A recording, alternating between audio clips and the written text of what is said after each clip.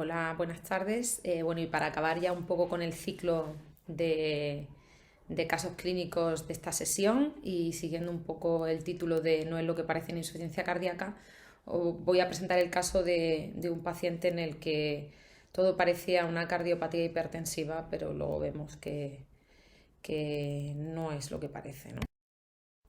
Es un hombre de 82 años, natural de Colombia, residente en España. No tenía ninguna alergia medicamentosa conocida. Como único antecedente consta que es hipertenso, con diagnóstico de cardiopatía hipertensiva de años de evolución, sin otros factores de riesgo cardiovascular conocidos. Presenta un síndrome del túnel del carpo bilateral intervenido hace 5 años y como único tratamiento presentaba hasta hace unos meses tratamiento con losartán de 50, un comprimido al día, pero tuvo que ser suspendido por episodios reiterados de hipotensión ortostática. El paciente residía fuera de la región de Murcia y desde hace unos años, pues de un año aproximadamente, describe una clínica de disnea de esfuerzo con sensación de distensión abdominal y además en miembros inferiores, con ingresos reiterados en el hospital, en medicina interna, por insuficiencia cardíaca descompensada de predominio derecho.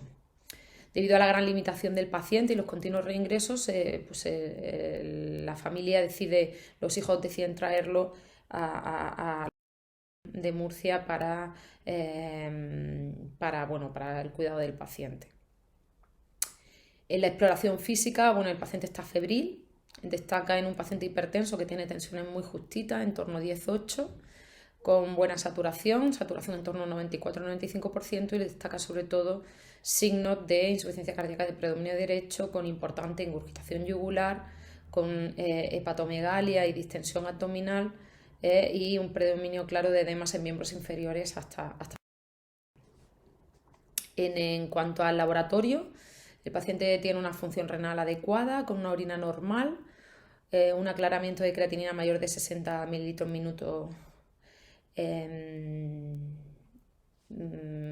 y un proteinograma en orina con una proteinuria glomerular selectiva, pero sin proteinuria de Jones. Destacan niveles de NT-proBNP para ser un paciente de 82 años no excesivamente elevados, en torno a 1.500 picogramos mililitros. Debido al antecedente, a que el paciente era natural de Colombia, obviamente se le hizo una serología de Chagas que resultó negativo, y todos los demás parámetros analíticos, incluidos hemograma, bioquímica y proteinograma, eran normales. Aquí os presento el electro del paciente, en el que destaca ahí un patrón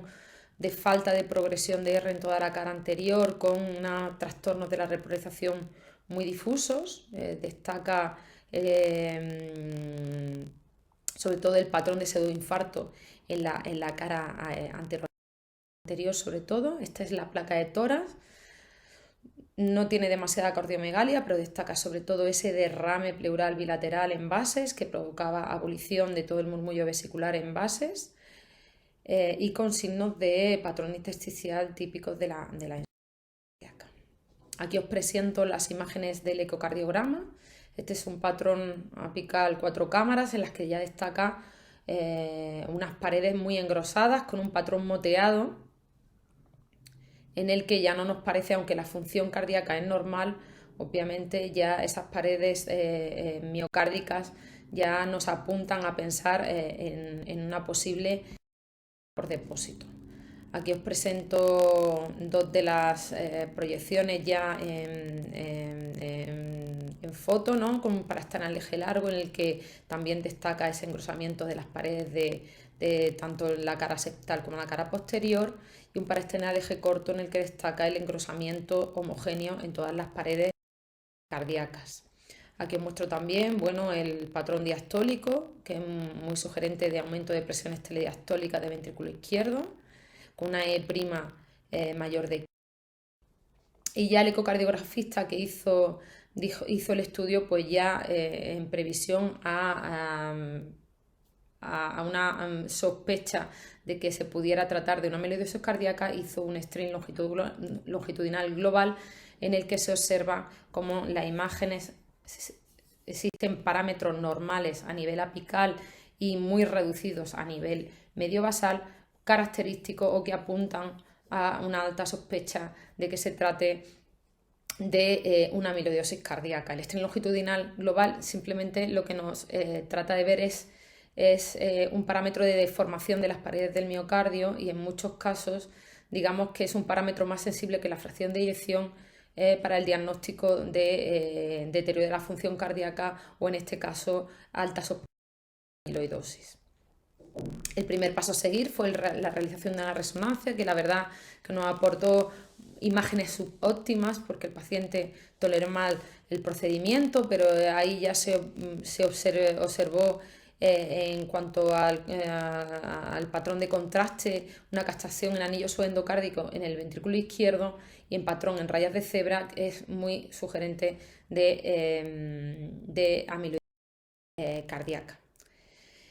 El paciente ingresó en torno al año 2016, con lo cual se estaba ingresado en medicina interna. Se hizo un estudio completo con una biopsia de grasa subcutánea, abdominal y glútea y rectal, que resultaron negativas para amiloide, pero ante la alta sospecha de una amiloidosis cardíaca se optó por la realización de un SPECT con pirofosfato de tecnesio, una gamografía ósea que resultó diagnóstica para amiloidosis por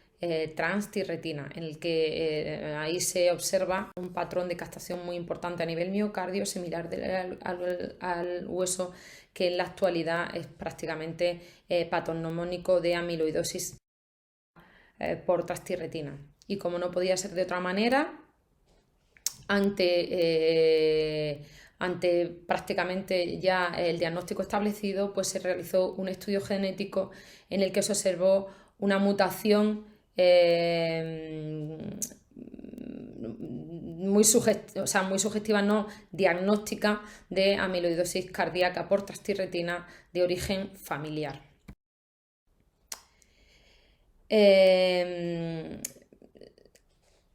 La presentación fundamentalmente de este estudio es que en muchas ocasiones encontramos engrosamiento de las paredes que en un principio apuntan a que sea una cardiopatía hipertensiva, pero en muchos casos, cuando sobre todo el pronóstico a nivel clínico es malo, tenemos que saber que la cardiopatía hipertensiva generalmente no evoluciona de esta manera, con ingresos reiterados por insuficiencia cardíaca descompensada. Eso tiene un pronóstico, digamos, más benigno, sobre todo cuando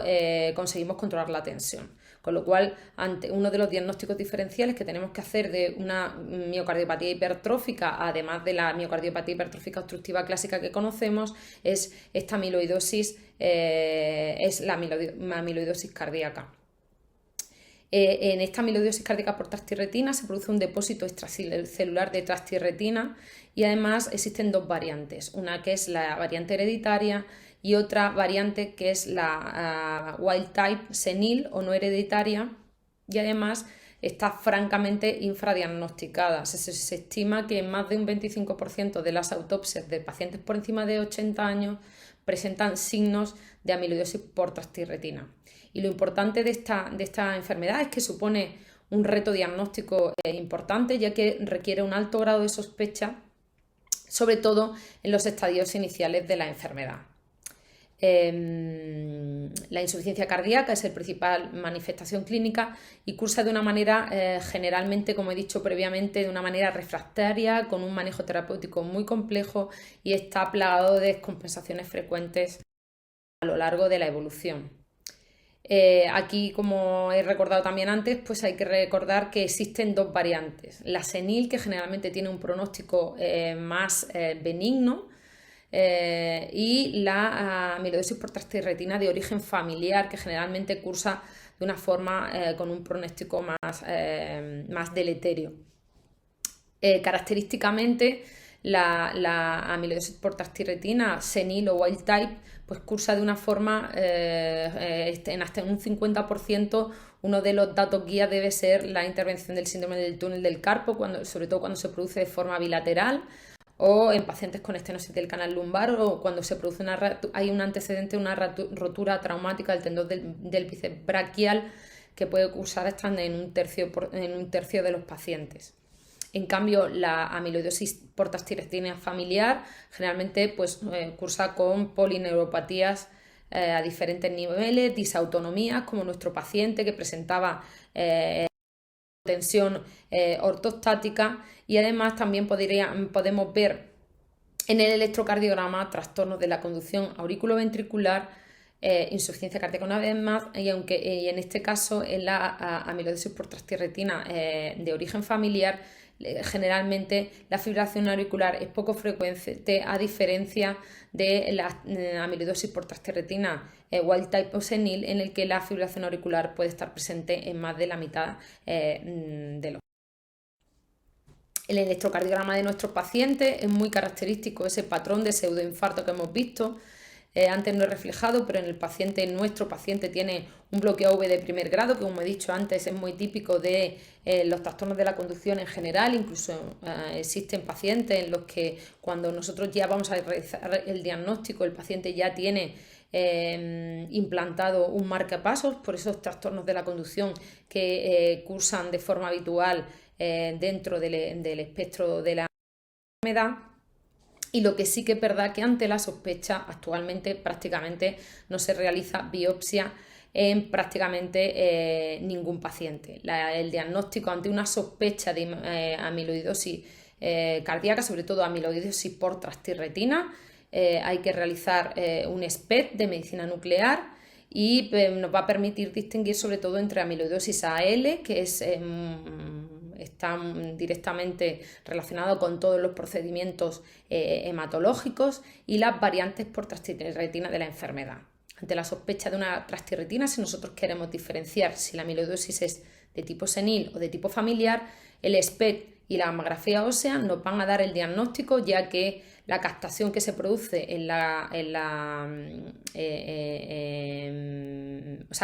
si tenemos la sospecha entre que es una amiloidosis AL o una amiloidosis por trastirretina, la gamografía ósea nos va a dar el diagnóstico, pero en este caso la gamografía ósea no nos va a permitir distinguir entre las dos variaciones de la amiloidosis por trastirretina,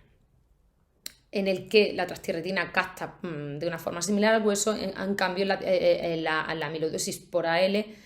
no capta absolutamente nada. Y lo que no debemos olvidar nunca es que ante un diagnóstico de amiloidosis por trastirretina siempre tenemos que intentar buscar y hacer un estudio genético, sobre todo en previsión de poder genotipar bien a la familia y poder rescatar portadores que nos pudieran hacer en un futuro un diagnóstico más precoz de la enfermedad. El tratamiento, pues el tratamiento es prácticamente diuréticos y dieta baja en sal. Hay que tener presente que habitualmente el pilar básico del tratamiento de la insuficiencia cardíaca en este perfil de pacientes no ha demostrado absolutamente nada. Es más, puede ser deleterio. Sabemos que en este perfil de pacientes, como en este grado de disautonomía y de hipotensión ortostática obligan en la mayoría de los casos a suspender toda la medicación hipotensora, sobre todo betabloqueantes y todo el espectro de inhibidores del sistema renina-angiotensina, aldosterona. Los antagonistas del calcio y la digoxina están contraindicados, sobre todo la digoxina, dada su toxicidad por su potencial unión a las fibras de amiloide, incluso a dosis terapéutica. Cuando se presenta la fibrilación auricular, que en muchos casos, sobre todo en la amiloidosis por trastirretina wild type o senil, puede alcanzar hasta un 50% de los pacientes, aquí no se debe aplicar el chat-BAX, hay que hacer una anticoagulación oral directamente. La indicación está clara por el alto porcentaje de eventos embólicos que se producen en este paciente, en este perfil de pacientes, y bueno, nuestra esperanza está en un fármaco que es el tafamidis, que es un estabilizador de los depósitos, que mejora sobre todo la supervivencia en pacientes que están poco evolucionados en clase funcional 2 y no como nuestro paciente que ya estaba en una fase prácticamente terminal de la enfermedad, en clase funcional 3-4, en el que ahora mismo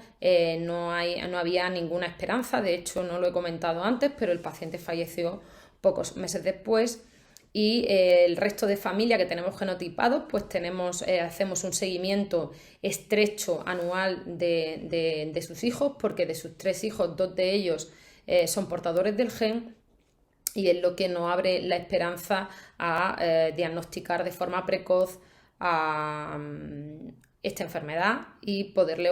darle la oportunidad de nuevos fármacos que ya tenemos en el mercado, aunque de forma muy, muy restrictiva.